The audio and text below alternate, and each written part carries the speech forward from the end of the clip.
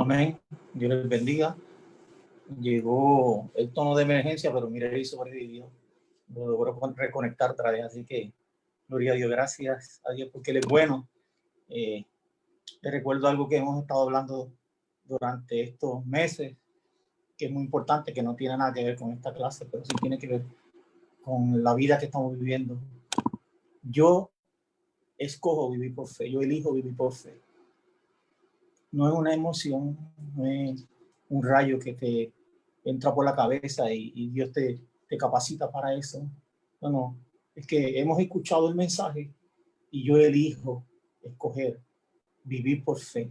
Es mi decisión y yo decido vivir todos los días. Para poder hacer eso, yo necesito cada día desechar los pensamientos destructivos porque van a venir. Ellos siempre van a venir porque es un ataque del maligno, siempre que intenta robar la palabra de nuestros corazones, pero a ese ataque nosotros podemos enfrentarlo con la palabra del Señor y seguir en nuestra posición, en nuestra postura de vivir por fe. Es una elección, es mi elección, es tu elección, no importa lo que esté pasando, yo escojo, tú escoges, nosotros escogemos vivir por fe. Esta es la clase número 10 mía, Edwin está un poquito más adelante. Recuerden que ha habido un par de ocasiones que no he podido dar la clase. En esta clase íbamos a estar mirando dos características. El objetivo de esta clase era mirar primeras dos características que las encontramos muy notables en la persona de Jesús. Y si la Biblia dice que el objetivo de Dios es que nosotros nos parezcamos a Jesús, pues es importante mirar esas características para incorporarlas en nuestra vida. La realidad es que después de estar mirando, estudiando la Biblia y escribiendo, la realidad es que vamos a mirar solamente una. La segunda, que se las voy a mencionar, pero no la vamos a tocar hoy. La segunda característica es que Jesús tenía un corazón a prueba de ofensas. Esa es la segunda, esa la vamos a ver la próxima semana. Segunda característica muy importante, Jesús tenía un corazón a prueba de ofensa. Nadie podía ofenderlo. Y la Biblia enseña que nosotros debemos parecernos a Él. Por lo tanto, la próxima semana vamos a tocar ese tema para ver cómo el Señor nos ayuda a nosotros a incorporar esa característica que Jesús tenía en nuestras vidas. Pero hoy vamos a comenzar con otra que originalmente yo pensé que sería, como decimos nosotros aquí en Puerto Rico, un bombito al pitcher. Algo sencillo, pero ¿qué va? Nos va a coger esta clase. Mateo 18, versos del 1 al 4, vamos a leerlo. Y vamos a leer luego Marcos 9, 33 al 35, porque es el pasaje, lo que llaman paralelo, que es la misma historia narrada de otra manera. También lo encontramos en Lucas, pero Lucas no arroja enriquecimiento. Con estos dos pasajes tenemos lo que necesitamos para desarrollar lo que vamos a conversar. Mateo 18, del 1 al 4, dice: en aquel momento se acercaron los discípulos a Jesús, diciendo: ¿quién es entonces el mayor en el reino de los cielos? Y él, llamando a un niño, lo puso en medio de ellos y dijo: en verdad os digo que si no os convertís y os hacéis como niños, no entraréis en el reino de los cielos. Así pues, cualquiera que se humille como este niño, ese es el mayor en el reino de los cielos. Cualquiera que se humille como este niño, ese es el mayor en el reino de los cielos. Marcos, capítulo 9, versos 33 a 35, haciendo referencia a esta misma historia, dice: y llegaron a Capernaum, y estando ya en la casa les preguntaba: ¿qué discutíais por el camino? Pero ellos guardaron silencio, porque en el camino habían discutido entre sí quién de ellos era el mayor. Sentándose, llamó a los 12 y les dijo: si alguno desea ser el primero, será el último de todos y el servidor de todos. Mateo dice que los discípulos se acercaron a Jesús y le preguntaron. Eso es lo que dice Mateo. Pero la historia en Marcos es un poco más complicada que eso, porque en la historia de Marcos vemos que es Jesús quien se acerca, y una de las cosas, y ellos mismos inicialmente no quieren hablar. La ventaja de leer una historia de la Biblia en varios evangelios, lo que se conoce pasajes paralelos, es muy importante para aquellos que les gusta estudiar y escudriñar la Escritura. ¿Por qué? Porque siempre vamos a encontrar alguna riqueza en esa práctica. Cuando estudiamos pasajes paralelos, normalmente nosotros vamos a encontrar algo, vamos a encontrar algo que va a enriquecer la lectura completa o la historia de lo que está pasando. Volviendo al pasaje, en Mateo parece que los discípulos fueron donde Jesús, pero según Marcos, es Jesús quien les trae el tema. Esto no es ninguna discrepancia. Para algunos dice, espérate, pues la Biblia se equivocó. Alguien está mintiendo, ahí no es ninguna discrepancia. Simplemente Marcos y Mateo están narrando la historia desde puntos de partida diferentes, eso es todo. Y eso nosotros vamos a encontrar consistentemente en los evangelios, que hay alguna diferencia o que se cambia un nombre, y es porque y pensamos que son personas diferentes, y es la misma persona que se le llamaba de una manera o se le llamaba de otra. Eso nosotros vamos a encontrar continuamente en la Escritura. No hay ninguna discrepancia en que Mateo diga que ellos se acercaron, a que Marcos diga que fue Jesús quien les preguntó, porque Mateo está partiendo del momento en que ya la conversación se estaba dando, y Marcos está partiendo desde el momento en que se inicia la conversación, que es cuando Jesús la inicia.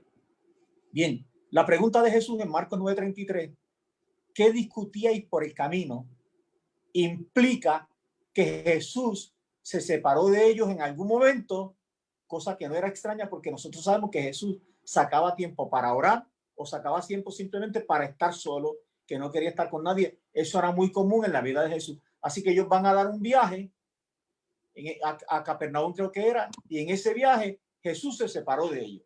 Cuando Jesús se separa de ellos, en el camino ellos comienzan una temática, una discusión.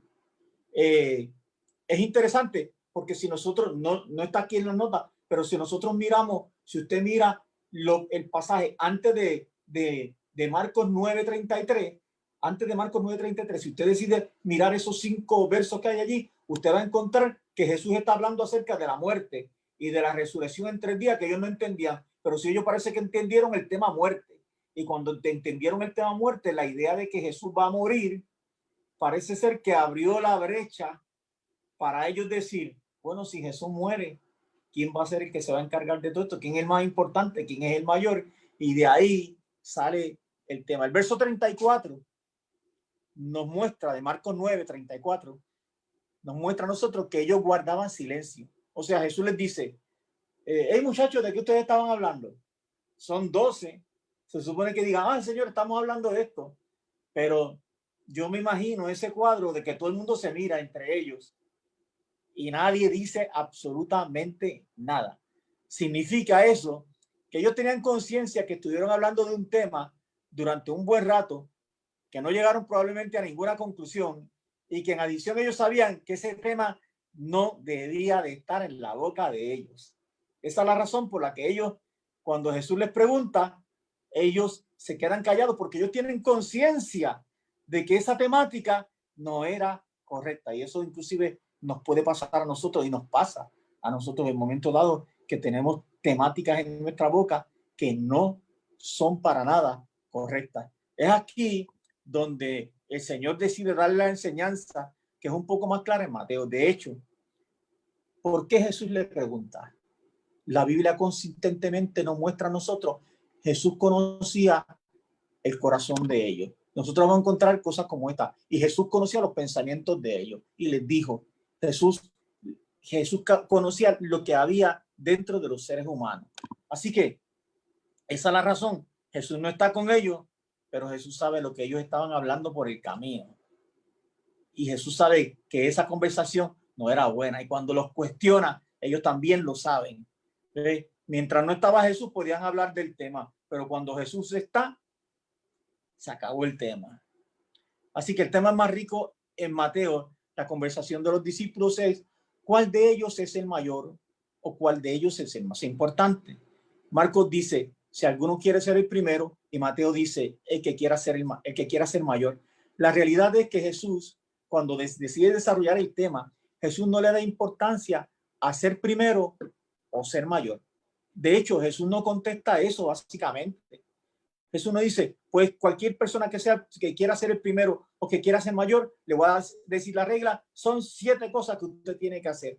No, Jesús no toca, Jesús se va a algo que es más importante. Lo que Jesús quiere que ellos aprendan es algo que se llama humildad.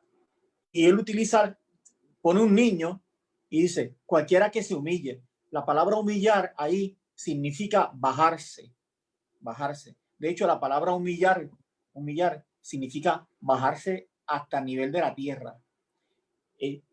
Tiene dos connotaciones. La palabra que se utiliza ahí en griego para humillar significa bajarse y que tiene que ser algo que sea del corazón, que sea genuino. Bajarse, hacerse bajito, pero tiene que ser también genuino. No puede ser de apariencia, tiene que ser del corazón. Y esa palabra realmente implica ser humildes. Y es bueno aclarar que en ocasiones nosotros vemos una persona con zapatos viejos y la ropa un poco desgastada y algunos decimos, esa persona es humilde. Eso es incorrecto. Esa persona es pobre. Un rico puede ser humilde y un pobre puede ser orgulloso. Humildad no tiene nada que ver con apariencia. Absolutamente no tiene nada que ver con apariencia ni con cosas que tú tengas o con cosas que tú no tengas. Humildad no tiene nada que ver con eso. Definición de humildad. Si tú buscas humildad en cualquier diccionario, hay unas cuantas definiciones bien parecidas, pero esta es una de las definiciones más completas que yo encontré. Dice, la palabra humildad proviene del latín humilitas, que significa pegado a la tierra, similar al pasaje que acabamos de leer de Mateo. Es una virtud moral contraria a la soberbia. Soberbia es el pecado de Satanás. Soberbia. La soberbia es orgullo desmedido. Es una virtud moral contraria a la soberbia que posee el ser humano en reconocer sus debilidades, cualidades y capacidades y aprovecharlas para obrar en bien de los demás sin decirlo y sin ostentarlo. O sea que humildad no es que tú eres un extraordinario mecánico y a ti te pregunten, tú sabes, me dicen que tú eres un extraordinario mecánico, pues yo hago algo de mecánica, por ahí. Eso no es ser humilde, eso no tiene nada que ver con humildad. Yo hago algo, porque una persona humilde puede reconocer lo que tiene, de acuerdo a la definición que está aquí, sus debilidades, pero también sus cualidades, pero lo que hace es que no está diciéndolo donde quiera y no está ostentándolo. Humildad no es que te creas menos de lo que eres. Mira lo que dice el apóstol Pablo en Romanos 12:3. Dice, digo pues, por la gracia que me es dada, a cada cual que está entre vosotros, que no tenga más alto concepto de sí que el que debe tener, sino que piense de sí con cordura, conforme a la medida de fe que Dios repartió a cada uno. Romanos 12:3, pasaje muy interesante, y donde el apóstol Pablo lo que está diciendo es que está recomendando a los hermanos que no piensen de ellos, no tengan un concepto más alto, pero que piensen con cordura conforme a la medida. No es que tampoco tengas un concepto más bajo, que pienses en ti exactamente conforme a lo que Dios depositó en ti. En otras palabras, estamos diciendo, reconoce lo que tienes de Dios. Reconoce lo que tienes de Dios. Reconocer que Dios te llamó para un ministerio no es soberbia. Reconocer que el Señor te otorgó unos dones tampoco es soberbia. ¿Qué es soberbia? Pensar que eres más de lo que eres. No solamente pensarlo, sino también, recuérdate, el que es orgulloso va a terminar hablando por la boca, diciéndolo, mostrándolo, ostentando todo eso. Jesús practicó la humildad en toda su vida. Vemos ahí en Lucas capítulo 22, verso 24, dice que también nos habla acerca de la disputa. Hubo también entre ellos una disputa, una pelea, sobre quién de ellos sería el mayor. Pero él les dijo, los reyes de las naciones se enseñorean de ellas, y los que sobre ellas tienen autoridad son llamados bienhechores. Mas no así vosotros, sino sea el mayor entre vosotros como el más joven, y el que dirige como el que sirve. Porque ¿cuál es mayor? ¿El que se sienta a la mesa o el que sirve? No es el que se sienta a la mesa, mas yo estoy entre vosotros como el que sirve.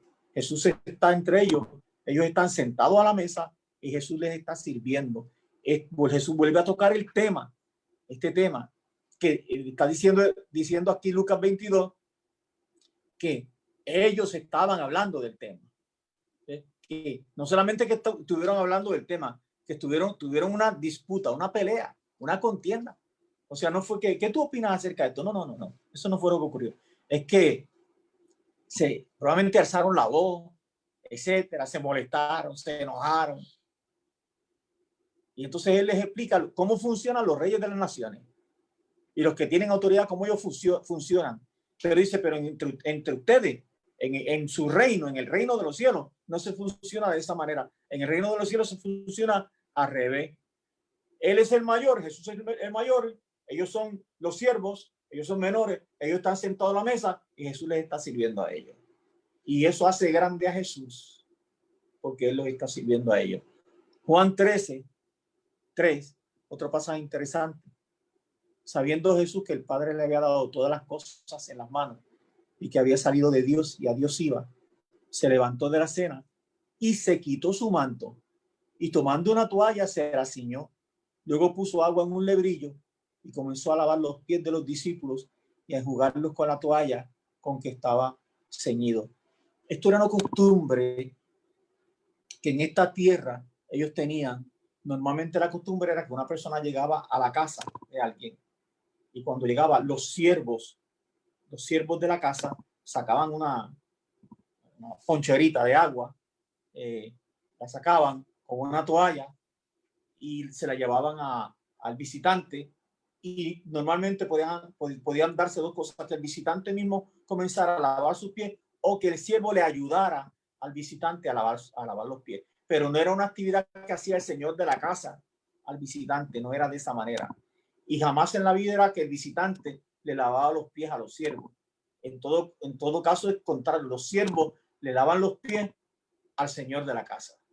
Esa era la costumbre. Y Jesús, siendo el Señor, Él decide coger la costumbre, pero virarla al revés, porque Él siendo el Señor decide lavarle los pies a sus siervos, lavarle los pies a los discípulos, que sabemos la historia, que no está aquí narrada, pero sabemos la historia, que Pedro se resistió y le dijo a Jesús, no, Señor, a mí tú no me vas a lavar. Y Jesús le contesta, Pedro, si yo no te lavo, tú no tienes parte conmigo. Y entonces Pedro le contestó en buen puertorriqueño, pues entonces báñame de una vez. Y Jesús le dice, no, el que está limpio no se necesita solamente lavarse los pies. No era la mentalidad de Pedro. Filipenses, siguiendo el tema de esa capacidad que tenía Jesús para practicar la humildad. Filipenses 2:5-8, probablemente este el pasaje por excelencia que habla acerca de esa característica de humildad de Jesús. Dice, haya pues en vosotros este sentir que hubo también en Jesucristo. La Biblia está pidiendo que igual que en Jesús hubo un sentir. ¿Cuál sentir? El que vamos a ver en un momento. Dice que ese sentir debe de estar también en cada uno de nosotros, quien siendo en forma de Dios no estimó el ser igual a Dios como cosa a que aferrarse. Jesús es Dios, Él es igual a Dios, Él es Dios. Y Él tiene la posibilidad de decir, yo soy Dios y de aquí no me saca nadie.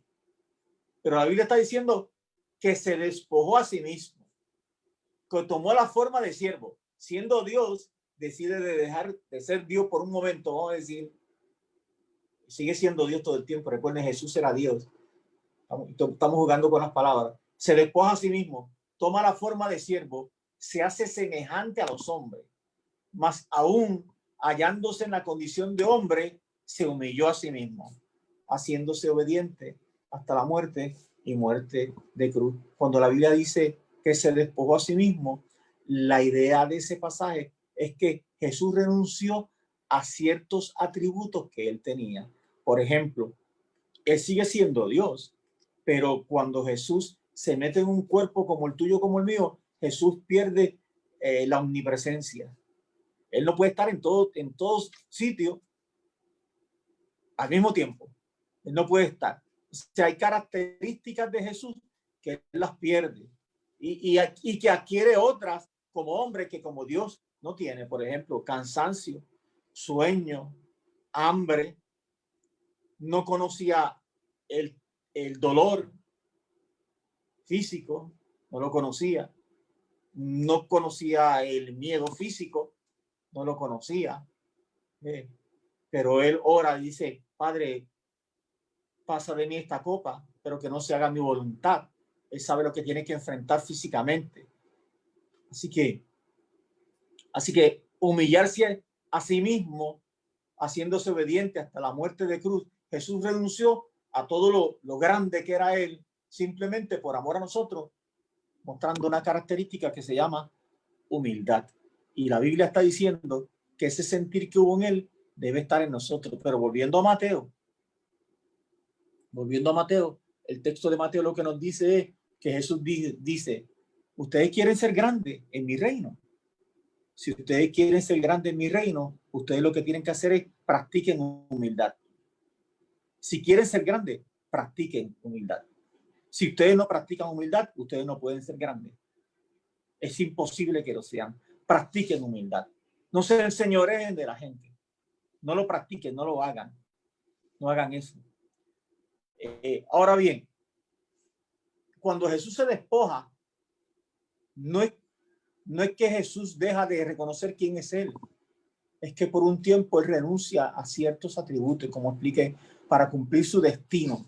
Pero luego de culminado, él vuelve a su lugar con toda su gloria que tuvo con el Padre antes que el mundo fuese. Él estaba citando la oración de Jesús en Juan el domingo, y parte de la oración de Jesús que miramos aquí en Juan 17:5 dice, ahora pues, Padre, glorifícame tú al lado tuyo con aquella gloria que tuve contigo antes que el mundo fuese. O sea, Jesús renuncia a ciertos atributos, pero no es que renuncia permanentemente, no es que él dejó de reconocer quién él era. No. Por un tiempo, para cumplir su destino, él hizo eso, pero inmediatamente que termina de cumplir su destino, él vuelve a recuperar todos los atributos que él tenía, lo que se llama aquí aquella gloria que tuve contigo antes que el mundo fuese. Una de las cosas que nosotros vamos a descubrir es que hay hombres llamados por Dios y unidos por Dios que necesitan y deben ser responsables de vivir una humildad, porque hombres llamados por Dios a veces encontramos en el camino que tienen dificultades para practicar la humildad. Grandes experiencias con Dios nos pueden llevar a un terreno de orgullo. Ministerios grandes pueden desarrollar gigantes en su interior que van a necesitar ser tratados con una buena dosis de humildad. Y lamentablemente esto que mencionamos lo hemos visto en el camino, en nuestros 47 años en Cristo, hemos visto eso en nuestro camino. Y mira lo que dice el apóstol Pablo en 2 Corintios 12:7, tocando este tema. Dice, y para que la grandeza de las revelaciones no me exaltase desmedidamente, me fue dado un aguijón en mi carne, un mensajero de Satanás que me abofetee, para que no me enaltezca sobremanera, respecto a lo cual 3 veces he rogado al Señor que lo quite de mí, y me ha dicho, bástate mi gracia, porque mi poder se perfecciona en la debilidad. Por tanto, de buena gana me gloriaré más bien en mis debilidades, para que repose sobre mí el poder de Cristo. Pablo tuvo una experiencia como pocos tienen, y él mismo afirma que esa experiencia tenía la posibilidad de hacer que él se sintiera grande. Como decimos nosotros en Puerto Rico, se le subieran los humos. Pero Dios permitió un ataque a su vida del reino de las tinieblas. Y ese ataque a su vida del reino de las tinieblas hizo fuerza en la balanza, permitiendo que Pablo siguiera viviendo humildemente. ¿Qué está diciendo Pablo? Que la experiencia grandiosa que él tuvo pudiera hacer en su vida que él se sintiera grande, mejor que los demás. Eso es lo que Pablo está diciendo. Y eso lamentablemente no debiera ocurrir, pero sí ocurre en el cristianismo. Personas que tienen experiencias gigantescas, grandiosas con el Señor, que pueden ministrar dones de una manera extraordinaria y que de alguna manera nosotros encontramos que carecen de humildad en sus vidas y en el trato para con los hermanos, a veces ministrando o después de terminar de ministrar, lamentablemente deja mucho que desear. ¿Qué beneficios trae la humildad en mi vida? Bueno, en mi relación con Dios hay 2 pasajes de la Escritura, hay muchos más, pero menciono 2 ahí. El Salmo 138:6 dice, porque Jehová es excelso y atiende al humilde, mas al altivo mira de lejos. Dios atiende a los humildes. Dios te escucha. Si tú eres humilde, Dios te va a escuchar. Dios te va a escuchar. Y al altivo, al que es soberbio, Dios lo mira de lejos. Da la intención de que a ese Dios no lo escucha. Santiago 4:6, pero él da mayor gracia. Por esto dice, Dios resiste a los soberbios. A los orgullosos, Dios los resiste, los enfrenta. Pero a los humildes Dios le da gracia. A los humildes Dios le da gracia. Los humildes derriten el corazón de Dios. Los humildes se ganan el corazón de Dios. Los soberbios, no hay manera que un soberbio se gane el corazón de Dios. No hay manera. No hay manera. Dios siempre va a resistir a los soberbios y siempre va a dar gracia a los humildes. En mi relación con los demás, ¿qué hace la humildad? Número 1, te hace abierto a aprender. ¿Cuántas veces decimos que sabemos algo y eso no es cierto y tenemos que pagar un precio? A mí me ha pasado, en los otros días me pasó hasta con Lucy, que a veces le digo, por sacármela de encima, le digo, yo sé. Y es que me creo que sé, pero no sé. Los otros días me pasó que ella me mandó una tarea. Yo le decía, yo sé, no me pitas, tranquilo, no. ¿Qué va?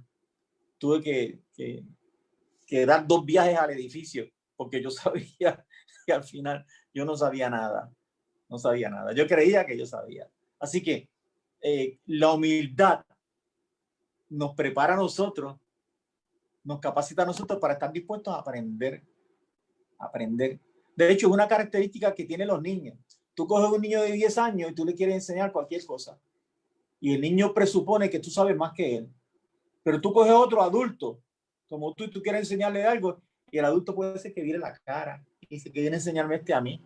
Aunque probablemente tú sepas más que él, el adulto va a tratar de no prestar atención, a menos que sea que tú le estás pagando dinero y presta atención. Así que cuando Jesús dice, hey, tienen que ser como un niño tiene la capacidad, normalmente un niño tiene la capacidad de estar listo para aprender. Nosotros necesitamos eso. La humildad te hace abierto a la crítica. ¿Cuántas cosas pudiéramos hacer mejor nosotros? Pero como no estamos dispuestos no estamos dispuestos a recibir ninguna crítica. ¿Por qué no estamos dispuestos a recibir ninguna crítica? Porque nos falta dosis de humildad. Tenemos dosis de orgullo, dosis de soberbia. Número 3, te hace abierto a la corrección. Pasan los años y seguimos iguales, no cambiamos. ¿Por qué? Porque nosotros no aceptamos la corrección en nuestras vidas. Por esa razón, nos buscan dentro de 20 años y no hemos cambiado. A los 50 años somos exactamente igual que como éramos a los 30 años y somos exactamente igual que cuando teníamos 20 años. No hemos mejorado cuando se supone que la Biblia enseña que nosotros debemos ir cambiando y mejorando en la medida en que el Espíritu Santo está obrando en nuestras vidas. Se supone que a los 50 años yo no me parezca a quien yo era a los 20 años.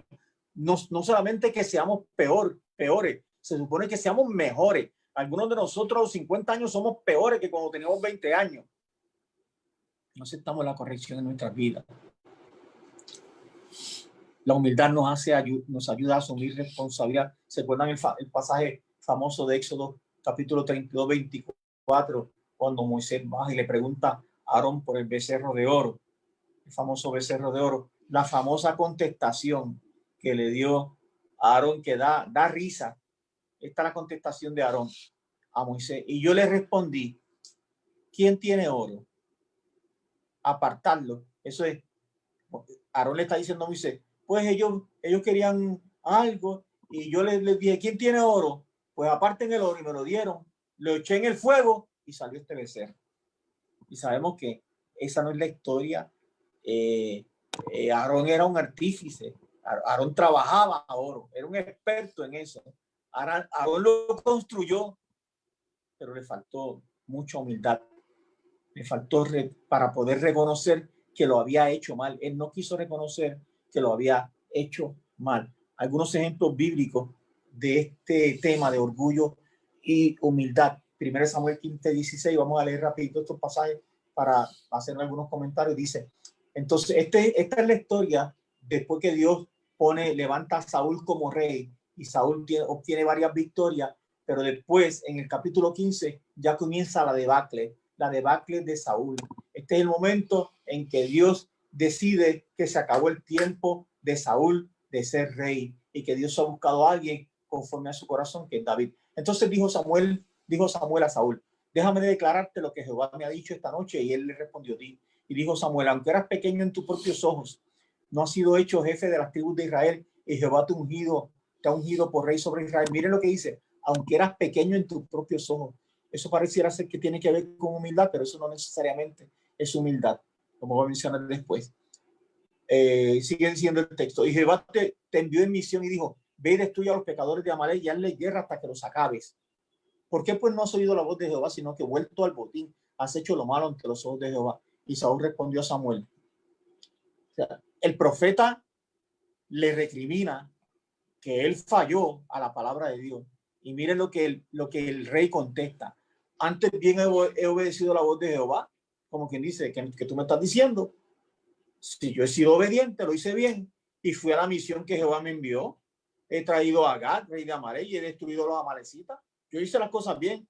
Más el pueblo que tomó del botín oveja y vaca, las primicias del anatema. Y mira para qué fue que lo hicimos: para ofrecer sacrificio a Jehová tu Dios.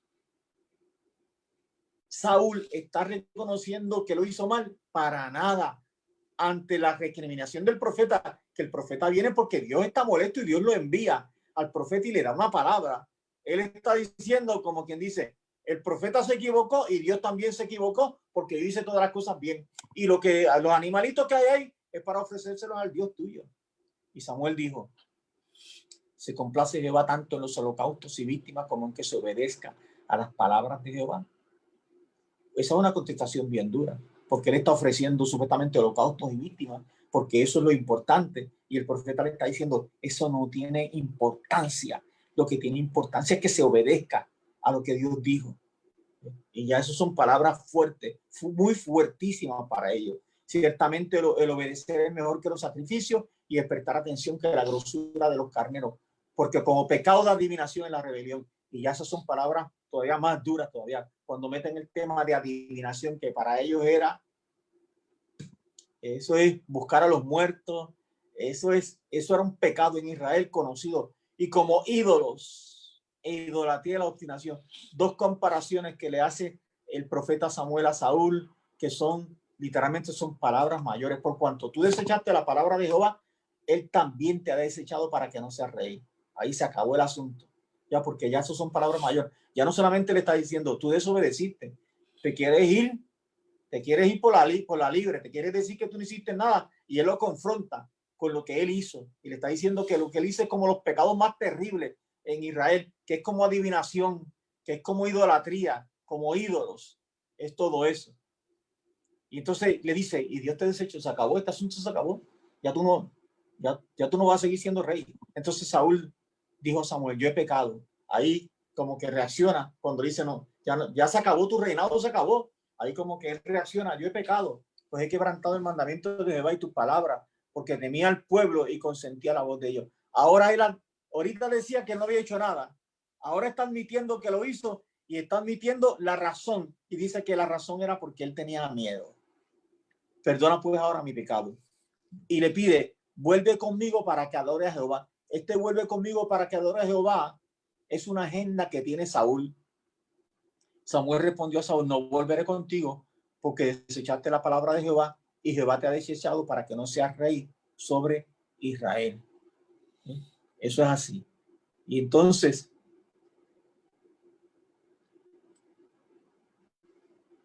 en el verso 30, que Samuel se niega, le dice: yo he pecado, pero te ruego que me honres delante de los ancianos de mi pueblo y delante de Israel, y vuelvas conmigo para que adore a Jehová tu Dios. Vieron que yo les dije que él tenía una agenda, y la agenda era: yo sé que yo lo hice mal, pero te ruego que tú camines conmigo delante de los ancianos de mi pueblo y delante de Israel, y vuelvas conmigo para que adore a Jehová tu Dios.